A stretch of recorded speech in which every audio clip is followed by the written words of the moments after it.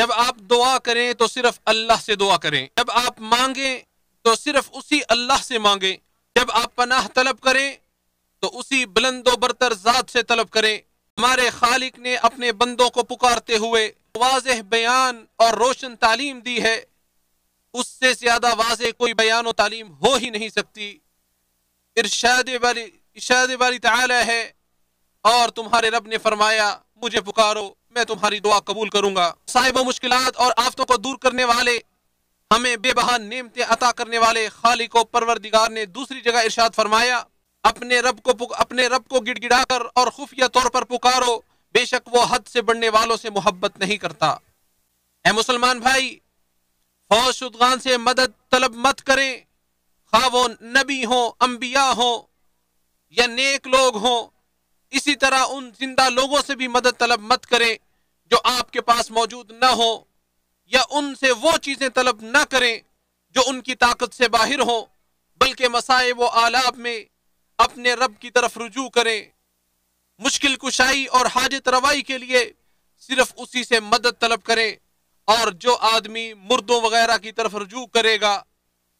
وہ دائمی ہلاکت اور ہمیشہ رہنے والے عذاب سے دوچار ہوگا، جیسا کہ شیخ سنع اللہ حنفی نے بھی اسی طرح ہی فرمایا ہے۔ اور امام مقریزی شافعی کہتے ہیں کہ اور اول تا آخر تمام آسمانی کتابیں اس شرکیہ مذہب کو باطل ٹھہراتی ہیں، اس کی تردید کرتی ہیں، مشرکین کی مذمت کرتی ہیں، اور کھلے الفاظ میں مشرکین کو اللہ کا دشمن قرار دیتی ہیں۔ اللہ کے بندو، بلند و بالا اور طاقت و قدرت سے متصف اللہ رب العزت کے اس کلام سے بڑھ کر کوئی کلام کامل اور واضح نہیں ہو سکتا۔ ارشاد باری تعالی ہے،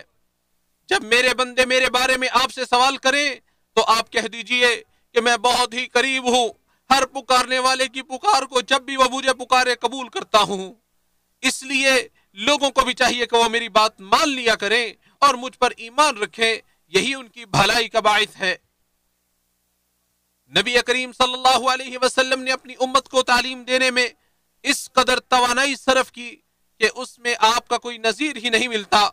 خواہ کوئی کتنے ہی بلند و بالا مقام والا ہو۔ آپ صلی اللہ علیہ وسلم نے ہمیں قطعی یقین پر مبنی تعلیم دی ہے کہ کسی بھی قسم کی دعا اور کسی بھی طرح کا کوئی وسیلہ سود مند نہیں ہو سکتا جب تک آپ صلی اللہ علیہ وسلم کی تعلیمات کی پاسداری نہ کی جائے۔ جیسا کہ آپ صلی اللہ علیہ وسلم نے جناب ابن عباس رضی اللہ تعالی عنہما سے فرمایا تھا، اے لڑکے، میں تجھے کچھ باتیں سکھانا چاہتا ہوں، اللہ کے حقوق کی حفاظت کرو، اللہ تمہاری حفاظت کرے گا۔ تم اللہ کے حقوق کا خیال رکھو، اللہ کو اپنے سامنے پاؤ گے، اور جب مانگو اللہ ہی سے مانگو، اور جب مدد طلب کرو تو اللہ ہی سے مدد طلب کرو۔ اسے امام احمد ترمذی نے روایت کیا ہے، اور امام ترمذی نے اسے حسن صحیح کہا ہے۔ یہ پوری امت کے لیے وصیت ہے، یہ پوری امت کے لیے وصیت ہے کہ دل صرف اللہ کی طرف متوجہ ہو، اور انسان اپنی غربت و مفلسی اور حاجت و ضرورت صرف اللہ رب العزت کے دربار میں ہی پیش کرے۔ میرے اسلامی بھائی، غیر اللہ کی عبادت سے بہت دور رہیے، کیونکہ یہ شرک ہے جو عبادت و اعمال کو برباد کر دیتا ہے اور انسان کو دائرہ اسلام سے خارج کر دیتا ہے۔ ناکامی و نامرادی سے اللہ ہی کی پناہ ہے۔ اور دعا جو ہے یہ منافع اور خوشیوں کو طلب کرنے اور تنگ دستی و مصیبتوں کے ازالے کے لیے درخواست کرنے کا نام ہے، اور دعا عبادت بھی ہے، جیسا کہ کتاب و سنت کے صریح دلائل اس پر موجود ہیں۔ اس لیے اللہ وحدہ کے علاوہ کسی نبی یا ولی سے کسی بھی صورت دعا کرنا جائز نہیں ہے۔ اور مدد میں عطا کرنے، طاقت و قوت دینے اور نصرت کرنے کے معنی پائے جاتے ہیں، لہذا مدد صرف اللہ ہی سے طلب کی جائے گی۔ ارشاد باری تعالی ہے، یہی اللہ تمہارا پروردگار ہے، اسی کی بادشاہی ہے، اور جن کو تم اس کے سوا پکارتے ہو وہ کھجور کی گھٹلی کے ایک چھلکے کے مالک نہیں ہے۔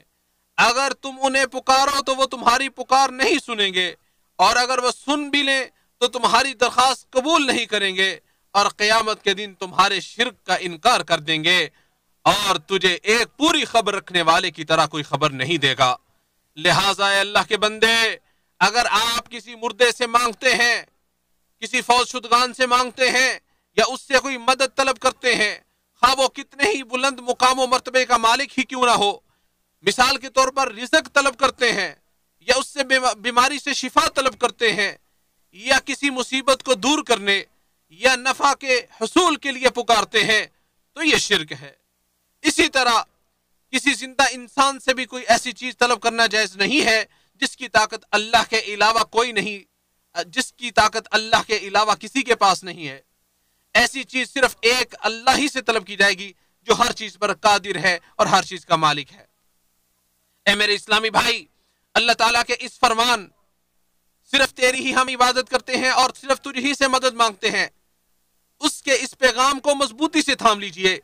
جسے آپ اپنی نماز کی ہر رکعت میں پڑھتے ہیں، اور ہر ایسی دعوت سے بچ کر رہیں جو دین کی اس مضبوط بنیاد کو کھوکھلا کر دے۔ اللہ کے بندو، اگر آپ ہر خوف سے نجات اور ہر پسندیدہ چیز سے بہرور ہونا چاہتے ہیں تو قرآن کریم کی تعلیمات اور تمام انبیاء اور رسول کے سردار صلی اللہ علیہ وسلم کی تربیت سے انحراف مت کریں۔